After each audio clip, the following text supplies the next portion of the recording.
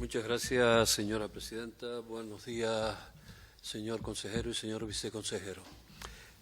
Hoy no le vengo a hablar de los problemas históricos de Arico, 8.000 habitantes, distribuidos en 179 kilómetros cuadrados, ni del paro que sufre una importante parte de su población, ni siquiera de lo que tradicionalmente ha sido su fuerza principal, el sector primario, complementado en otras épocas por canteras de bloques o de losa chasnera. Y no le vengo a hablar de eso a pesar de que la agricultura haya visto morir su magnífica cooperativa agrícola y Arico siga siendo, sin embargo, una referencia en agricultura ecológica. Tampoco le vengo a hablar a pesar de que su quesería, con sus apreciados quesos, haya cerrado sus puertas, ni a pesar de que en el pueblo de Tajao los antiguos pescadores se hayan tenido que reconvertir en dueños de restaurantes, lo que ha mejorado sus vidas. Ni siquiera le vengo a hablar de Arico convertido en lugar de vertedero de los residuos de toda la isla de Tenerife, de lo que algún día tendremos que hablar. Y hablo de esto con conocimiento de causa porque hace 70 años y 11 meses que nací en ese municipio al cual he seguido ligado toda mi vida. Hoy le quiero preguntar por un lugar en la Punta de Abona, en las proximidades del Faro, en los que en los años 40 se decidió construir un sanatorio para las personas con lepra. Ese fue nuestro particular Molokai, en Canarias, que nunca llegó a usarse para tal fin, gracias a que la ciencia descubrió a tiempo remedio para el asunto. Fue el lugar de campamentos de la OGE para maestros posteriormente, lugar de acampada, de motocross, de extracción de áridos, de depósito de escombros, de campo de tiro y de desembarcos para el ejército, hasta que el Ayuntamiento de Arico, en un proceso exprés de calificación del suelo, en aquel ayuntamiento gobernado por ATI, Coalición Canaria, extremo que en su día denunció públicamente el desaparecido Justo Fernández, pues dio que aquellos terrenos terminaran, después de una permuta por otros terrenos del municipio, terminara en manos del actual propietario, el italiano Alejandro Cortesi.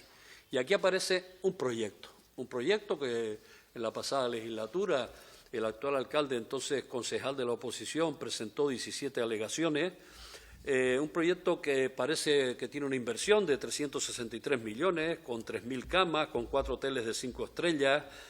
Les recuerdo que Arico tiene 8.000 habitantes, pues 3.000 camas, paseo litoral, se eliminó la posibilidad de un campo de gol, etcétera. Y con promesas de empleo diverso que normalmente pues no sabemos si terminan cumpliéndose. Entonces, le quiero hacer algunas preguntas. ¿Es realmente un proyecto de interés general para el Gobierno de Canarias? ¿Es compatible este proyecto con las modificaciones de la Ley del Suelo y con la nueva Ley de Cambio Climático? Si hay estudios que afirman que hay trasvase de arena entre la Playa Grande hasta las playas de la zona de Abades, ¿por qué no se ha hecho correctamente la delimitación del dominio público marítimo terrestre por parte de Costas a instancias de su consejería, desde épocas anteriores?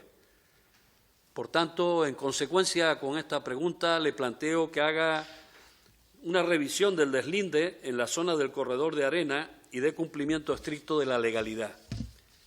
Y para ir concluyendo, quisiera hacer una última reflexión.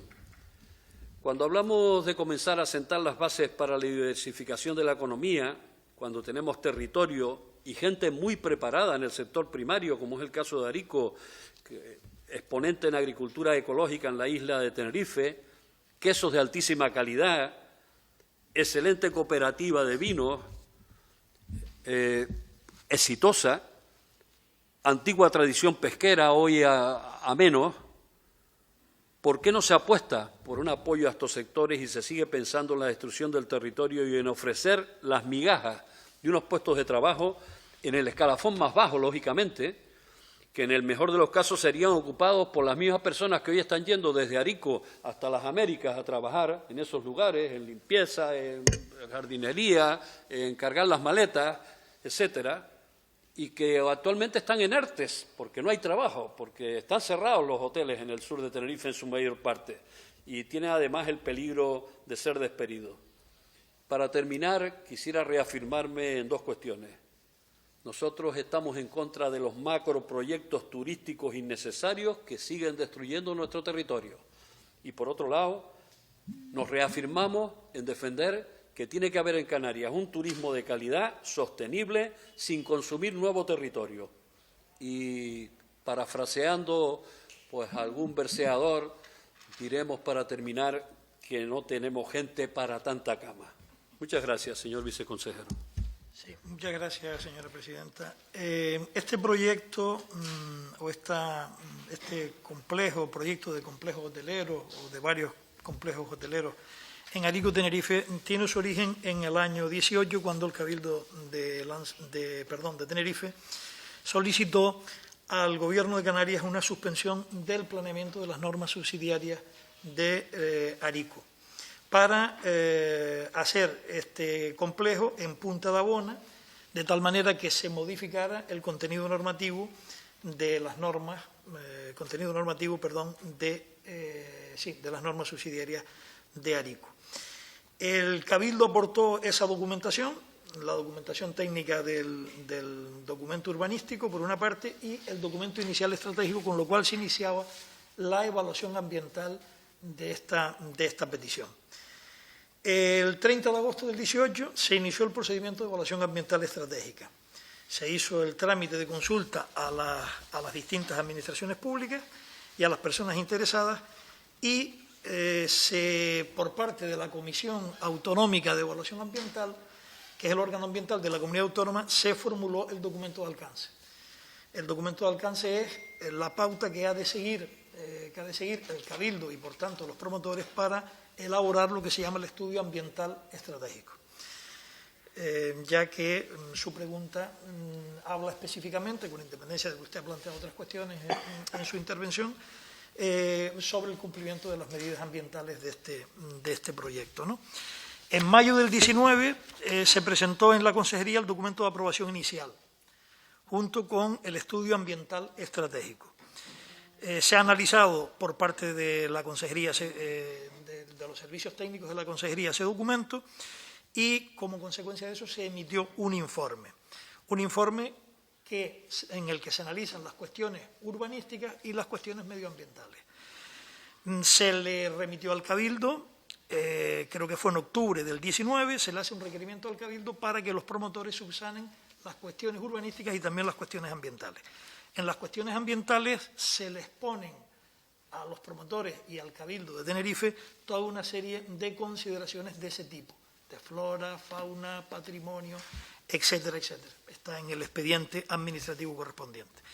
Como ese requerimiento se envía, como les digo, y el pasado 16 de julio tuvo entrada en la Consejería el documento presentado por el Cabildo, remitido a su vez por el promotor, en el que trata de subsanar todas esas observaciones planteadas de tipo urbanístico, pero en particular también las de tipo ambiental. Ese análisis, ya le digo que entró el 16 de julio en la Consejería, ese análisis está realizándose en este momento por los servicios técnicos de planeamiento, técnicos y jurídicos de planeamiento de la Consejería.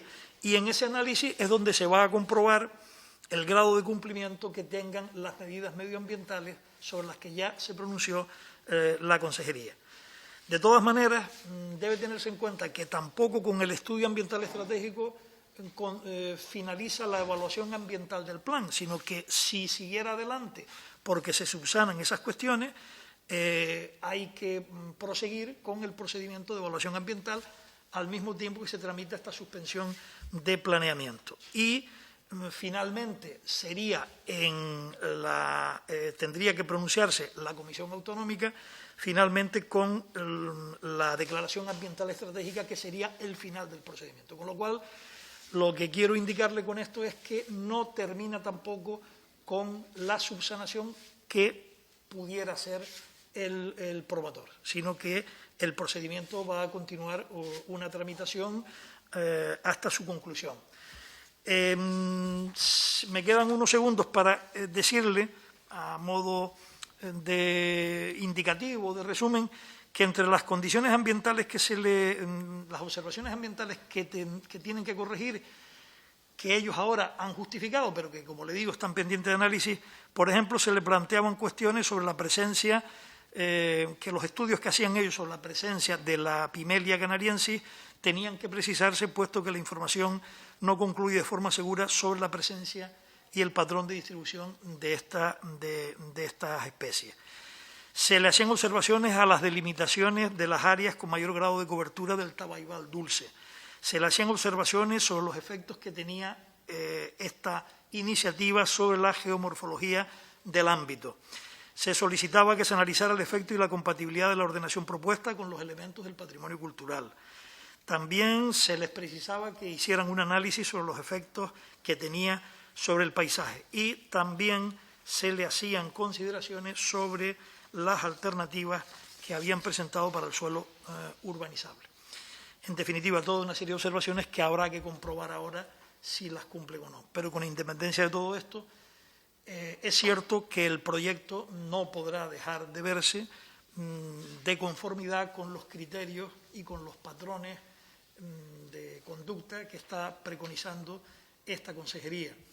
En ese sentido, por tanto, el documento también tendrá que ser analizado desde esa perspectiva, y ya el consejero de Transición, los primeros días de febrero de este año, ya manifestó que el documento había que analizarlo con rigurosidad y objetividad, y que, desde luego, el análisis o que el procedimiento estuviera en curso no significaba que finalmente vaya finalizando, señor viceconsejero. Que finalmente fuera positivo, sino que se iba a ver a la luz de todos estos pronunciamientos, o de toda esta filosofía, por decirlo de alguna manera, de la Consejería de Transición Ecológica.